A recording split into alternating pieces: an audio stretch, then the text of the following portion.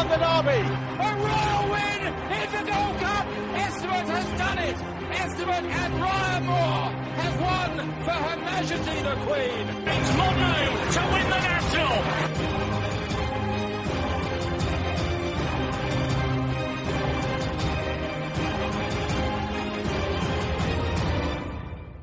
You're listening to Picks from the Paddock podcast.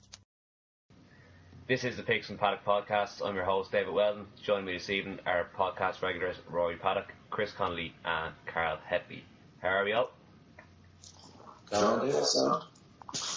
Lovely. On today's podcast, we'll be discussing the group action from last weekend, which saw an impressive performance from Kodi Bear. We'll also be previewing the upcoming action with the feature race from the Haydock Sprint Cup. We shall also cast a quick eye on the St Ledger meeting and Irish Champions weekend as the flat season hits the final 2 furlongs, plus reaction to Hurricane Fly retirement from both sides of the Irish Sea, and as usual our weekend naps and eye catchers from the last 7 days. Let's kick on. First up, Carl. Marek won the Beverly Bullet on Saturday. It was a sore one for myself and Chris, and as well as yourself, as we put them up previously on the podcast. I thought personally it was a weak enough race. What was your thoughts on the race? Well, certainly it was a weak enough race, but as he showed at the end of the race, he was the class act in the field. I mean, he's proved himself at this level and beyond before, and maybe it just slipped under a few people's radar because he's thought to be a soft and heavy ground specialist. But the ground was good at Beverly last Saturday. Jimmy Spencer gave him an absolute top drawer ride, which is unusual for me to say. Jimmy Spencer really did the job well for Ivana McCutcheon, and he came away in the end to win by a neck, beating Line of Reason and Ridge Ranger. Good, solid performance, tough as teak, and that's what you get with Marek. Do you think now this will be his time of year and he'll pick up another race, or will he be too highly tried at the higher level? No, well, if they keep him to this sort of level, he's bound to pick up another prize or two before the end of the season. He loves rain softened ground, it's been well highlighted, but alternatively, as he proved here, he's just as good on good ground. Lovely. And the next race the first race in Channel 4 was the Prestige Stakes 2-year-old race. Chris, I know we were talking over the weekend and I was happy enough because I backed Hawksmoor, but was he lucky enough to hold on? Yeah, I think he was slightly lucky as the runner-up fired well. He threw it away by a nose. He changed his legs in the final few hundred yards. A few horses did that on the same day at Goodwood though. It's possibly that they're softer in the final third one. Or at least that's what I thought. So he was a little bit fortunate to nail Firewell, but it was a very good performance that day, and he's clearly improved. What about the jockey Harry Bentley? He's riding out the skin at the moment, and after a tough year last year when he was riding for Qatar Racing, he's now picked up a nice few wins. Yeah, it's nice to see a young lad like Harry Bentley looking to come in. He's obviously a very strong jockey. He timed it well on Hawksmoor. You don't want to get too soon against some horse that will fight, so there's a good side there. There's a young lad going places. Lovely. The feature race on Channel 4 was the Dunbar Mile. Kodi Bear won it well enough, even though the field had kind of cut up due to the ground. I'll put this out to a lot of you. Do you think we've seen a potential Group 1 horse? Start with you, Rory. I've not been shy on thoughts of the horse. I fancied it anti-post the season. I think it's been very unlucky. Obviously, it's had viruses, etc. But I think in order for it to win a Group 1, it will need to have its race mapped perfectly. I think it might dare I say, it needs to be found a relatively softish Group 1. If it came up against something like Glen Eagles or, some of the really sort of A-star horses, I don't think it's quite there. But if it's a mediocre sort of Group 1, I think it will certainly have the ability to beat that sort of field. Lovely. Carl, your thoughts on the race? Yes. I thought he was a decent winner of a relatively weak Group 2. The Joel Stake has been pointed as his next target by Clive Cox. That was just in the papers today. It's a race in which he'll avoid a penalty. If he does go in there, he'll face the likes of Time Test, Elm Park, Turamore and Custom Cup. Nothing would scare me amongst that lot. I do think at this stage he's still Group 2 level. I don't think he's up to Group 1 just yet. He'll need to prove himself in that next race before I could believe that. And Chris, I know you were very keen on the horse last week. Do you think he can make the step up in class? Yeah, I think he's an impressive sort of horse. Obviously, he missed his big intended targets being the Guineas, but he hasn't done much wrong since coming back. One thing I'd be interested in seeing is if he can get something in the race that can lead him up, a truly run 1 mile race. He pulls a little bit hard, can be a bit free in his races, and if he settles better in a genuine Group 1 race, I think he'd have a chance of running them down late, because he's an impressive sort and he's clearly improving. And lovely. So we'll move on to Rory and the Winter Hill Stakes at Windsor. Racing history won this race handily enough. Were you impressed? Yeah, massively impressed. I'll be honest, I didn't see the race live, but I've watched it since. So a couple of furlongs from out, in terms of the field and the way that the race played out, Racing History was actually the first horse that needed any sort of cajoling, any sort of movement from the jockey. And for about a furlong to go, it didn't look anything like the winner. The way that it battled back though, and the way that it really doggedly fought against what I considered a pretty decent Group 3. There was, Fascinating Rock, Dermot Weld, sending his runner over there, which is the favourite. Likes of Grandeur, Rembrandt Van Rijn, who'd been winning some really decent handicaps, but doing it very well. And yeah, the way it battled back and the way that it beat a decent Group 3 field for a horse that's relatively untested. It's only had 4 runs now as well. I was very, very impressed, yeah. Lovely. Lads, just going to ask you for what you thought was the best performance of the weekend. It can be from any race. Start with you, Carl. Let me just think. Yeah, as Ray mentioned, their Racing History, he looked beat, a furlong in, and he really started to pick his stride up coming towards the end of the race. Won in the style of an improving horse to make it free on the bounce, and he's surely got better things to come. Lovely. I'll tip in here as well with Bacca Bacchiata. Won the Group 3 at the Curragh on Sunday. Won comfortably up by 4 lengths. It was favoured, and based on her form, she was well entitled to do what she did.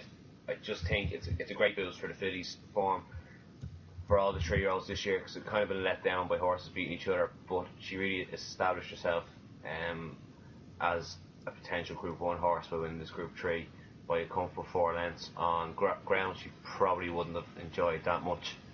And Rory, your best winner of the weekend, please. Yeah, one of the live teams. I thought I'd give a shout out to Renee Mathis, the way that it won that big handicap over at Goodwood. Did it well enough, and were really pretty decent in terms of high weight as well. It was 10 to 1, so it wasn't ridiculous price, but I don't think many people fancied it. And the way that it won under George Hartner was quite impressive. Yeah, I was taken with that, considering there was much more high class sort of races that day. That was quite eye-catching. Lovely. And Chris, your best winner of the weekend, please. Yeah, I thought Rennie Matthews was good as well. Kodi Bear was obvious, but there was one of Mark Johnson's polarisation when Hamilton. Might have been a day for actually, but he was impressive.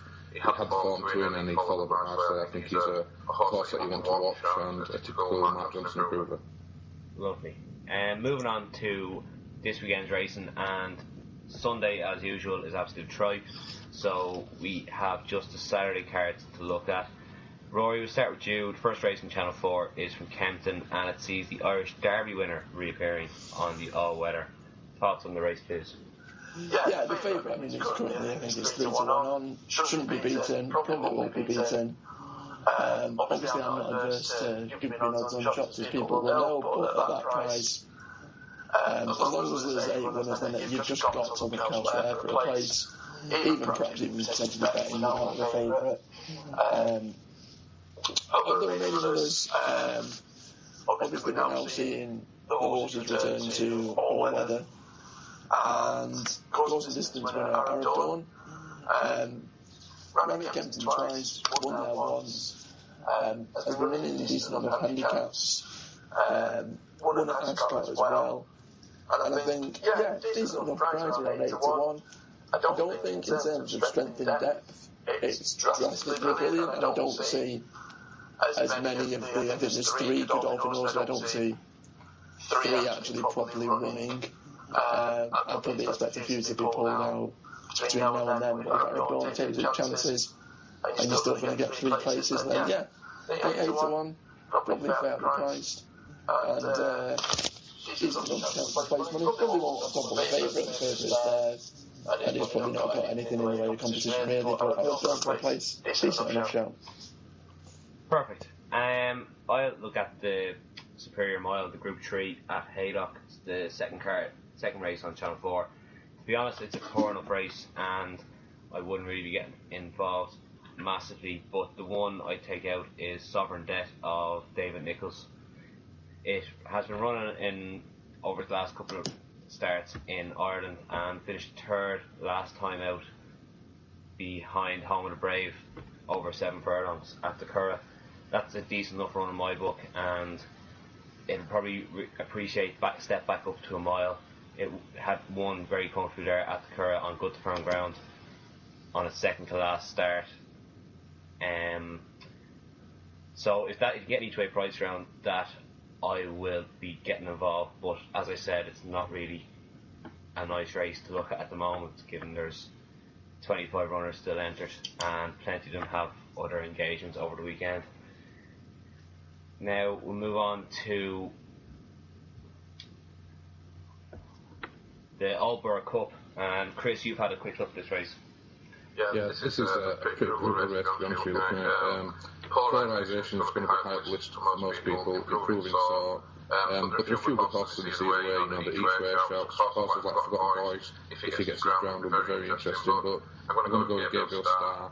I think he's been a little bit disappointing this term. He got turned over from second actually last year, the only time I've missed him in Colby's last 5-6 runs, but I think he's got a great chance. Richard Pye is flying at around 12 to 1, he represents a tremendous each way value.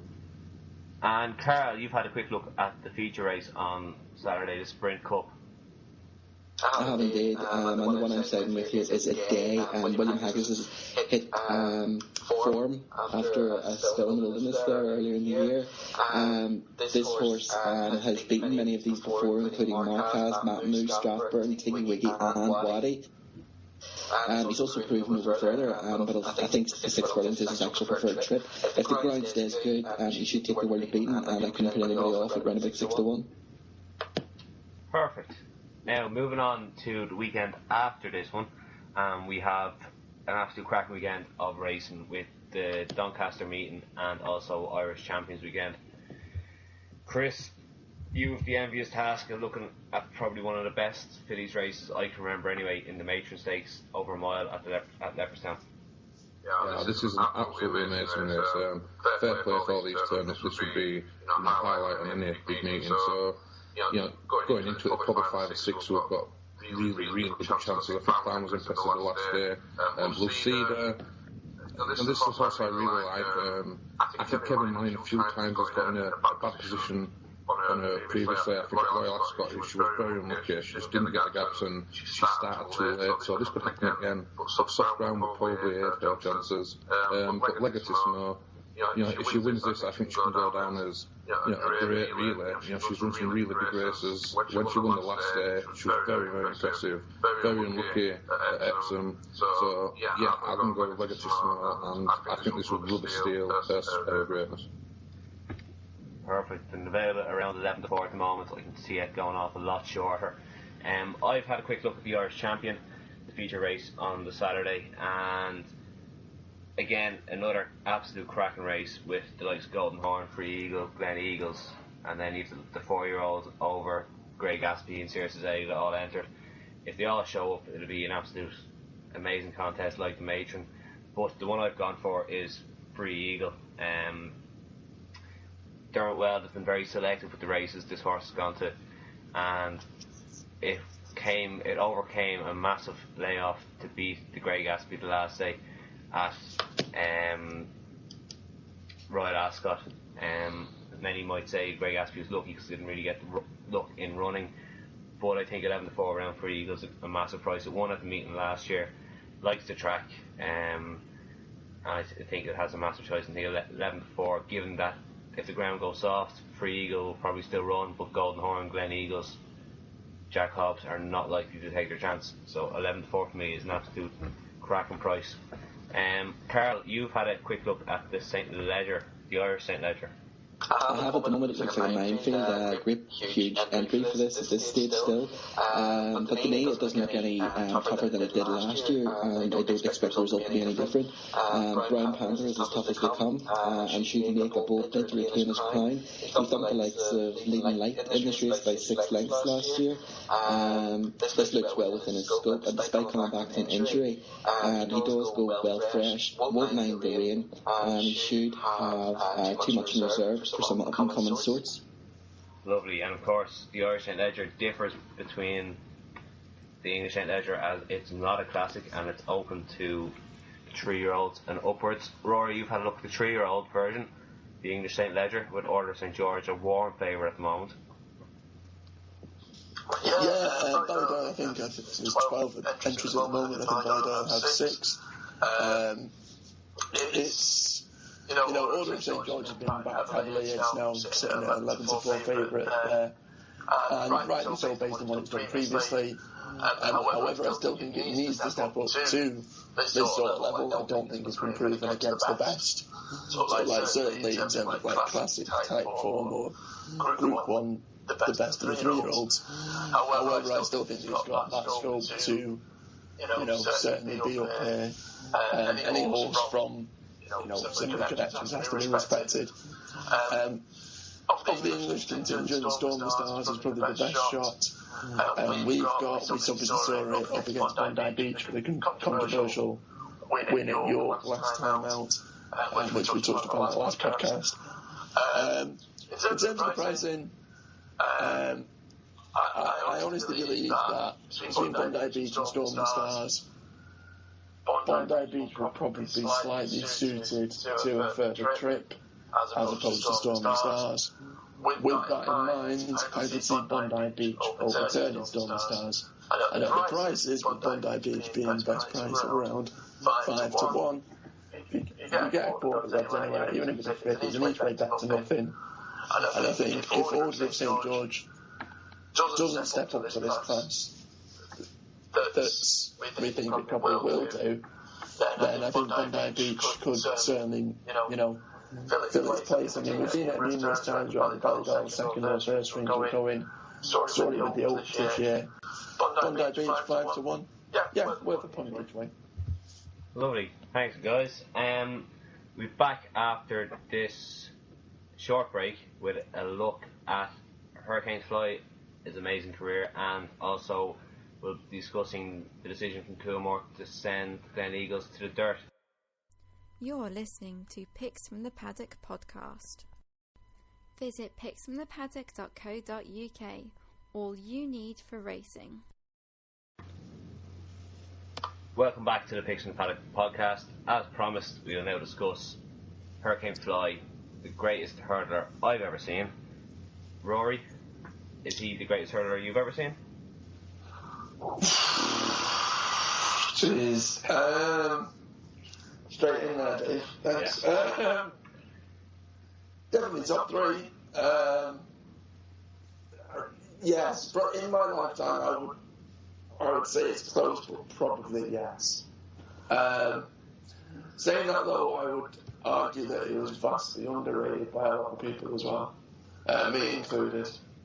And I think it's only recently, obviously, since his retirement and looking through the stats, and it just kind of seeing it all there on one page going, wow, that you kind of gave me a bit of a jolt to go, that's some horse you'd kind of seen, obviously I was never fortunate enough to see it race live like you were, but definite top 3, probably the best. Very good. And your favourite memory of Hurricane Fly? I'd probably go with its regaining of the champion hurdle back in 2013. It had lost the previous year to, I think, Rothon Ruby, and came back and was absolutely smashed in the betting. Don't get me wrong, it wasn't odds on, but in terms of Cheltenham betting, it saw an absolute ton of money. And I think the Raw, when that won, it was just emphatic. I think every man and his dog had backed the horse that day. And yeah, to see the horse do it, you know, in that sort of style, to do something that had never been done before, and the fact that the majority of punters were on it as well, everyone bar the bookies were happy. And I think you were just touching upon it as well before, Dave, that Paddy Power decided to do a ludicrous offer of money back if the horse won that day.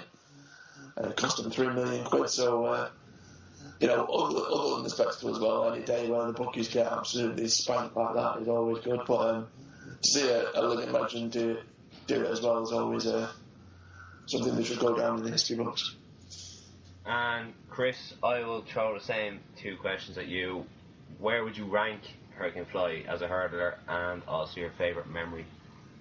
I think you've got to rank it definitely as the greatest, certainly the greatest in my generation. You'd be hard pushed to ever see a champion hurdle sort of horse or a 2 mile hurdler with a record as good as his. I mean, he won over 20 Grade 1s. He spent most of his time in Grade 1, couldn't he? He'd come back from injuries a few times and still won Grade 1s easily. It's an incredible horse. You know, it's hard for me to say, but he probably is the greatest champion hurdler of all time. You have to say his record. I just cannot see it being matched. The sort of horses he was beating as well. You know, a tremendous horse and a great advertisement for Willie.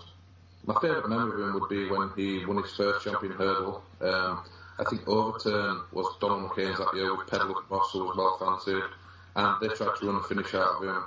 They weren't good enough, you know. He had a heart of a lion, and he outfought everything up the hill. Just a tremendous horse, and you know, hopefully he'll have his statues made up at Cheltenham somewhere, and you know, he deserves them. Lovely. And Carl, finally to you, same two questions, please. An absolutely top class horse who never got the credit that he fully deserved. I think across the water, partly because of injury, and partly because maybe people saw him turning up in small fields and running away from his rivals, in some cases not by very far, but that just epitomised the bravery that he showed, especially in recent battles with the like of Jet Ski et al.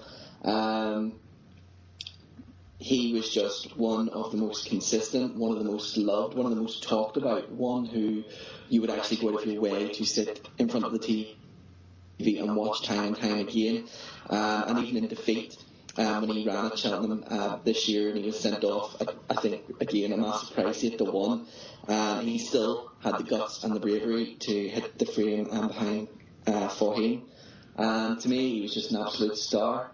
And probably my favourite memory of him would have been his first race of this year when he was actually an 11-year-old, and he still had the ability to come out and see off the likes of Jet Ski again at that age. Willie Mullins is just a master, and I can't see another horse being like him in the next 15-20 years. Lovely, thanks very much, lads. I have already made my feelings very clear about Hurricane Fly in my article, Long Live the Fly. That's one Picks in the Paddock. Just to reiterate, like, to me, he's a superstar. I was lucky enough to be at Leopardstown. Today he won his 5th Irish Champion Hurdle, and also when he won the Ryanair Hurdle at Christmas as well. And if you saw him the day he won the Irish Champion, he was beaten from 6 out. He's been pushed along. He was going nowhere fast. Suddenly he realised where he was and just pinged the last couple. Jet Ski did make a mistake the last to make the winning distance look better than it was, but even if Jet Ski had pinged the last, he was not going to be beaten that day. It was an incredible performance, and to see Ruby Walsh pulling out a bit of the hurdle from the girth underneath him, which was picked up around 4 out, I think it was just incredible. And you go back and look, even what he never made Cheltenham in his first year hurdling as a novice, he beat Go Native by 10 lengths. Go Native went on to win the Supreme Novices Hurdle. If Hurricane Fly had been able to take part in the Supreme Novices, I think he would definitely be considered one of the best ever, by everyone, not just by myself and a couple others. But yeah, I think my favourite memory of him is when he beat Art Connor and Jet Ski in 2014, and the Irish Champion Hurdle 2014.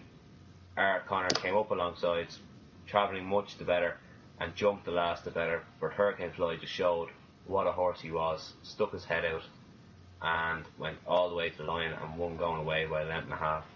It's just the manner of the horse, the training performance, and like this horse, like he wasn't given the best rides all the time. Even Ruby Walsh probably admit himself when he got him beaten in the Champion Hurdle, when he was trying to retain his crown, he gave him a poor ride, and Ruby would admit that himself. But it's just an absolutely amazing horse, and we won't see anything of the like. And I think William Mullins now is going to struggle in the 2-mile division. Switching back to the flat, and another could be legend, but probably more likely to be a legend in the sheds than on the racetrack. News broke this week from Coolmore that Glen Eagles is being sent over to the Breeders' Cup to run in the Classic, which is run over 10 furlongs on the dirt. Now 12-1 is still available with certain bookmakers. I personally think it's absolutely cracking value. If he handles the dirt, I can't see him out the first 3.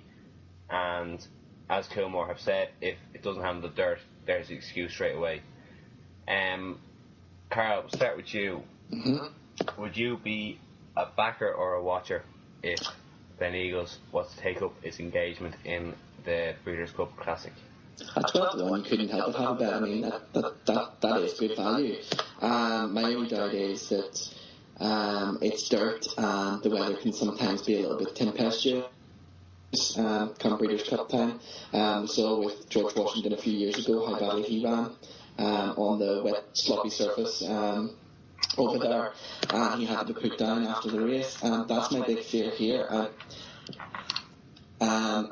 But if you're willing to take that chance, 12-1 is good value. And similar question up to Rory and Chris. Do you think the horse will now be solely targeted at the Breeders' Cup Classic? We were talking off air earlier that it has an engagement in Group 3 at Dundalk, which could be used as a stepping stone towards Breeders' Cup Classic. So basically my question is, would you be a backer or a watcher at 12-1, and do you think he'll either handle the dirt, or do you think he's done and this is all just talk to kind of keep hype around the horse up until it goes to the shed? Chris, we'll start with you. No, I think we'll definitely see him again. I think we need to see him again. There's been a lot of talk, about clashing with the Derby winner. It never happened. The Derby winner got beaten, so I think he's very much in the public's thoughts. He could have run against Solo on good ground at Goodwood and he weren't entered. So, I think he will definitely run. Personally, I would love to see him win in America just to see if he did handle it. I think 12-1 is an outrageous price. He'd get the trip in my opinion in America. The race would probably be run to suit, and if he handled the dirt, he'd be a major player. So I'd be interested if he ran at Dundalk. I think that'd be an obvious prep. If he didn't win at Dundalk, or if he didn't handle the service, then obviously he probably wouldn't go to America. But I'd love to see him in America, and with rain being in the air over here, I can see him missing, the Irish champion. No question about it in my mind. And Rory, same question. I think, looking at the horse's pedigree, I think dirt wouldn't be too big an issue. Looking through his downside, comes out of, he's got a lot of American lineage as well. I think that would escalate the horse's value in terms of sheds even more so than what it is already. I think it probably would handle it. I think you're right to say that 12-1 is a cracking price for a horse considering what it's done over here, and 12-1 for a place where the current favourite just recently got beat as well. 12-1 is probably very generous and worth a shot. Lovely. So after this quick break, we'll come back with our eye catchers and of course our valuable best bets. You're listening to Picks from the Paddock podcast. Stay updated by hitting that like button on our Facebook page and follow us on Twitter @PicksPaddock. Welcome back to the Picks from the Paddock podcast. We'll now go through our eye catchers from the last 7 days, and you can find them all on the picksfromthepaddock.co.uk website under our notebook eye catchers tab. Carl, can I have your eye catcher please for the last 7 days? Sure. My eye catcher from the last 7 days actually ran in the Irish Cambridgeshire at the Curragh on Sunday. A handicapper that's won quite a few races in the past, but looked to be coming back to form in Bold Thady Quill. He's not had much racing this season by his usual standards, but he ran an absolute screamer, win third. He loves to get his toe in. It's coming around that time of year where the rains like to open over here. And he's won all over the place at tracks including Naas, the Curragh, Cork, Bellstown, Ferryhouse, so he's well used to trotting all over Ireland. I would say follow him in his next couple of runs. Lovely. Rory? Yeah, just upon the horse before, racing history, I love the way it won. The Group 3 at Windsor, Saturday just gone. Really, really gutsy horse for a horse that's not raced all that frequently, only four. It stepped onto the track 4 times. Will have learned a lot from that race, and I think it's got an absolute abundance of scope for improvement. Would be quite happy to follow that in Group 2 races as well as Group 3. Don't know whether or not it's got the class to go up to Group 1, but what I'd probably say is back the horse the next couple of times it runs and just see how we go. And Chris? Yeah, mine would be a winner from the other day, and they called it Stick a Claim. I backed him the time before, I was very keen on the time before, and he pulled too hard, made too much use of him. That was at Newmarket. He won at Newmarket over 5 furlongs on good ground, so it would be interesting to see him.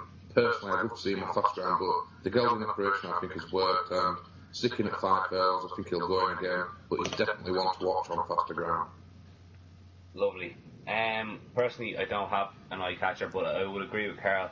I think the Cambridgeshire will be looking like a decent race later on in the year. You have the Galway Mile winner and also an Ascot winner as well, ahead of Bold Lady Quill. And that horse is probably well handicapped now, based as it's been running below par the last couple of times. We'll move on, and Rory, come to you first. What's your best chance of the weekend? Yeah, I'm going to avoid the big time races on Saturday. I'm actually going to York on Sunday. Got a listed race, still quite a few entries in these 24 still left in, and obviously the 24 won't be running. But the way the weather's been absolutely chucking it down, especially up in Yorkshire, I wouldn't expect anything better than good to soft ground. And the horse that I've liked most of the season is a horse called Edgar. Trained by my pleased to be. It's one of those horses that needs soft or heavy ground. If it's anything other than that, forget it. I think it'll finally get the ground it's been looking out for, and it'll probably have slipped under the radar. It's had some really poor performances, unfortunately, and its form figures this season start to read that telephone number. But I think you'll probably be able to get a decent enough price about it, especially in a listed company. I think it'll probably be a dark horse, and you could get a decent each way bit of value. Lovely. And Carol? We mentioned it earlier. Goes in 3:45 at Haydock in the Betfred Sprint Cup. It's a day. Paul Hannigan gets on well with the horse. He's won 4 out of 5 on it. The horse is a previous course and distance winner. William Haggis has turned a corner now in regards to his stable form, and he should go well at Haydock. And Chris? Yeah, I'm going to go in the same race as Carl as well. You know, the Sprint Cup, I think you have to respect today. He's a very good horse. Danzino's also one to respect. But G-Force, who won this last year, you know, he's had a horrendous year this season. He got nearly taken out in a race earlier on, and he's not found his feet since, but he's a very, very good horse on his day. He won this comfortably enough last year, and if he's anything like his best, at 12 to 1, he's cracking each way back. Lovely. Mine comes also on the Saturday, and it comes from Haydock as well. It's a race before Sprint Cup, the Betfred TV Be Friendly handicap over 5 furlongs. It's a horse in here called Lexington Place for Root Car. It won last time out, and while this is another step up in class, the way he won the last time, he basically won hard held, and he's gone up 4 pounds for that, but he's still coming in the bottom of the weights. So there's still improvement there, and has a massive each way chance for me. Now, just thanks for listening. You can find everything you need to know about horse racing on picksfromthepaddock.co.uk, where we'll have daily articles, this podcast, a little tribute to Hurricane Fly, all our eye catchers, and everything. Visit picksfromthepaddock.co.uk. All you need for racing.